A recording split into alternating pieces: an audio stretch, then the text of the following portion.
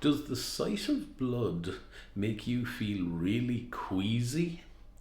Or maybe even in extreme cases, does it make you faint?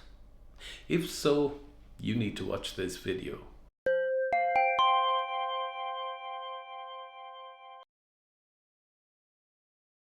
Hi, my name is Paul Hunter, a clinical hypnotherapist here at Cork Hypnosis Clinic, and I regularly help people to overcome all sorts of fears and phobias, including the fear of blood.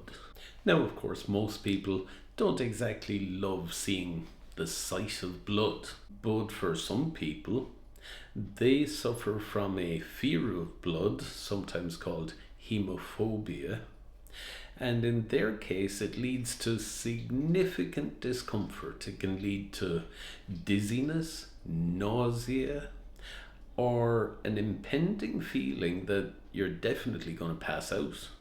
In milder moments, you could be watching a medical drama on TV and find yourself getting quite lightheaded or dizzy at the sight of blood in that scene. That's fairly trivial. But where it starts getting serious is where you're in the doctor's waiting room and you're thinking about that blood test you need, and all you feel like is running out of there.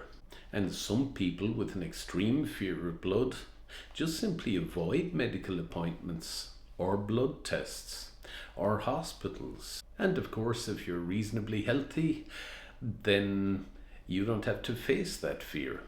You can quite easily avoid medical appointments, doctors, hospitals, because you don't need to go to any of those places. But, of course, life isn't that simple, and there are times where you may need to. For instance, if you're a woman and you get pregnant, well, childbirth probably involves a little bit of blood somewhere along the line. And then, of course, if you have children and the child falls and gashes themselves and needs to be taken to a hospital to have stitches, or, for instance, if you need a medical procedure yourself, now that fear of blood can become quite dangerous. I even met a guy while I was in college who was studying for a medical degree and at the end of first year dropped out. And when I met him, I asked him, "Why did you drop out?" And he said to me, "Oh man, I can't stand the sight of blood."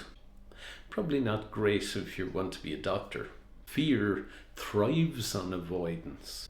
You avoid blood and your fear of blood will grow. You'll want to avoid it even more. You'll take more extreme measures to avoid the sight of blood. But the great news is it's a very treatable fear. And if you've gotten to that stage in your life where now it's starting to have a negative effect, maybe it's time to just finally overcome that fear.